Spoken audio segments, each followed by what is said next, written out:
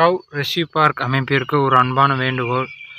இந்த 2 காளகன்றுகளும் தேனி மலைமாட்டு இனத்தைச் சேர்ந்தவை. இதில் 2யும் காப்பாற்றப்பட்டு, இதனை சிறிது காலம் என்னிடம் பால் குடித்து வளர்க்கப்பட்டு மீண்டும் தொழுவத்தில் விடப்பட்டு இருந்தது. இதனோடு சோடிக்கு இருந்த இன்னொரு இதே மாதிரி செவல கண்டை மேய்ச்சலுக்கு மாட்டுகளோடு செல்லும் பொழுது அங்கு உள்ள செந்நாய் கடிக்கப்பட்டு 2 கன்றுகளையும் தாக்கப்பட்டது. அங்கு சம்பவ இடத்திலேயே அந்த கண்டு மலையில் உள்ள செந்நாய்களுக்கு இரையாக்கப்பட்டது. இது கொஞ்சம் ஆள் பழக்கம் காரணமாக நாய்க்கு தப்பித்து ஆளிடம் வந்து தஞ்சம் அடைஞ்சதால் இதற்கு அங்குள்ள தொழுவர்கள் எனக்கு கால் செய்து, கண்டே இந்த மாதிரி செந்நாய் கடிக்கப்பட்டுள்ளது, இதனை உடனடியாக காப்பாற்றிக்கலாம், வாங்க வந்து கூட்டு போய் ட்ரீட்மெண்ட் பாருங்கள் அப்படின்னு சொல்லி அனுப்பிச்சி விட்டாங்க.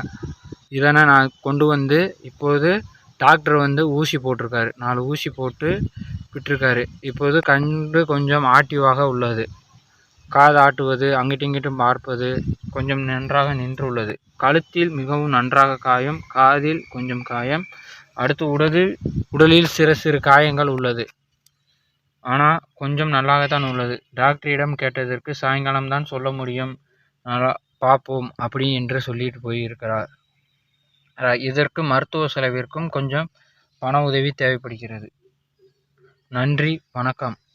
கவ் ரெஸ்க்யூ பார்க் அமைப்பிற்கு நன்றி.